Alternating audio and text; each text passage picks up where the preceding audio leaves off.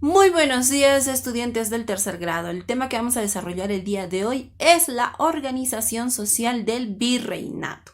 Listo, entonces, dentro de la organización social que nosotros conocemos, para el siglo XVII aproximadamente, los españoles conforman dos tipos de sociedades, del cual se denominaba la República de los Españoles por un lado y la República de los Indios por el otro lado. Así que comencemos con el primero. Cabe recalcar también dentro de esto que la sociedad estamental española dentro del virreinato era de carácter discriminatorio y sobre todo para la República de los Indios. ¿Listo? Muy bien, entonces, como subtítulo A pongan es la República de los Españoles. Dentro de la República de los Españoles estaba conformado por la nobleza, netamente, estaban los altos funcionarios, estaban los grandes comerciantes, los comerciantes medianos, estaban los profesionales, los empleados y los blancos. La nobleza estaba conformado por españoles peninsulares y también por criollos, ¿no? Los criollos son aquellos españoles que han nacido en el Perú durante la colonia. Estos poseían títulos nobiliarios como condes, duques, entre otros, ¿no? Marqueses tal vez. Entonces aquí también se consideraba a los miembros del clero.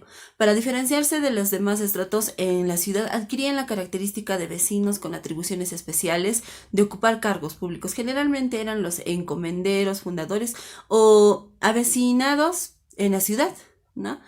También estaban los altos funcionarios. Dentro de los altos funcionarios están las autoridades que vienen con título desde España, con un sueldo muy alto y por un tiempo de 3 a 5 años. Estaban los grandes comerciantes que eran importadores de mercancías desde España gracias al monopolio comercial. Estaban también los comerciantes medianos, que se les denominaba también mercaderes y vendían en tiendas pequeñas, ¿no? En Arequipa existe hasta la actualidad la calle de los mercaderes y lo que vendían el menudeo al paso se les llamaba regatones, no por permitir el regateo de los precios.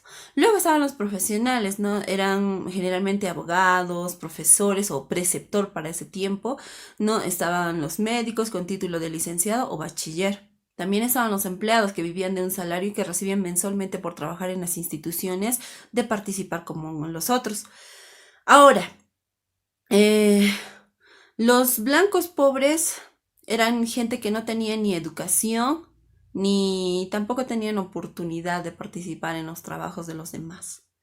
Muy bien, ahora, dentro de la República de los Indios tenemos también a aquellos hombres que tenían un origen andino, no eran indígenas, para los cuales habían dictado una serie de leyes propias que señalan sus derechos al mismo tiempo o sus obligaciones particulares. Entonces, dentro de ellos también estaba la nobleza. Teníamos una nobleza en la República de los Indios. Estaba compuesta por descendientes de los panacas reales e incas y estos eran bien tratados y no pagaban impuestos.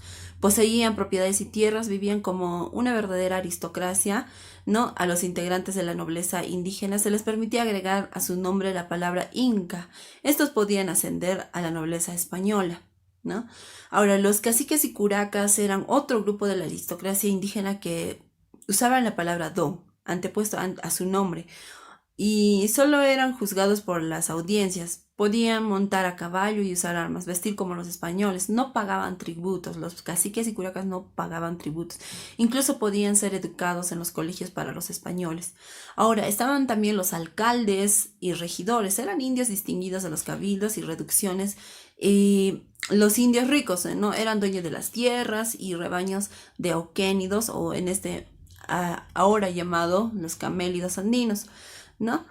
Ahora, los indios ladinos eran indios culturizados o acriollados que vivían en las ciudades, hablaban el español y servían a cambio de un salario. Estaban los jatunrunas, que eran los indios comunes, sometidos, prestaban servicios a los blancos en las haciendas, en las minas y los obrajes, ¿no? También eran llamados mitayos. Ahora, los yanaconas constituían en el fondo la pirámide social, ¿no? Era el indio, ahora los indios que vivían y trabajaban gratuitamente en las haciendas de los españoles a cambio de una parcela de tierra. En realidad era una especie de siervo que solo pagaba un tributo menor y no estaba obligado a la mitad. A veces el hacendado pagaba impuestos por ellos. Algo importante que debemos rescatar hasta este momento es que los caciques estaban por encima de las clases sociales, pero por ser indio estaban debajo de los grupos de los blancos. Eran gente de en medio, ¿no? En la colonia fueron buenos intermediarios entre el aparato colonial y la población indígena, y para ese fin fueron creados colegios para caciques donde aprendían la doctrina cristiana, aprendían gramática, aritmética, para que llevaran bien la cuenta, es decir, los diezmos y los tributos.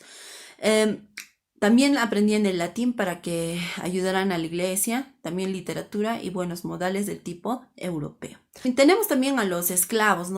Los primeros esclavos llegaron conjuntamente con Cristóbal Colón, ¿no?, al cruzar el Atlántico, en los cuales también los llevó Colón a España en el año 1495.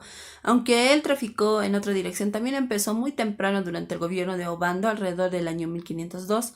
Fueron traídos en condición de esclavos a América. Poco después de la importación, era muy frecuente mediante los contratos llamados asientos. Sus labores mayormente eran las actividades agropecuarias en las haciendas de la costa o actividades domésticas. Algunos podían comprar su libertad, ¿no?, y entraban en la categoría de libertos o mamumisos.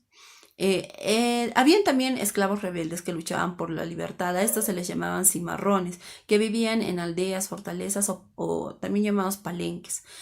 En la colonia los esclavos más comercializados fueron las de Guinea y las de África, ¿no? Bueno, en realidad Angola, los cuales corresponden a África. Para diferenciarlos, para diferenciar a los negros entre sí se usaban hasta 4 categorías. Estaban los criollos, estaban los ladinos, el bozal y el mulato. De otro lado, los negros horros formaban una comunidad unida como la de otras minorías, que eran los vascos o europeos no españoles. Uno de los grupos sociales o raciales minoritarios entre el gran grupo negro y mulato eran los moriscos, que probablemente tenían un origen español, pero de cultura musulmana.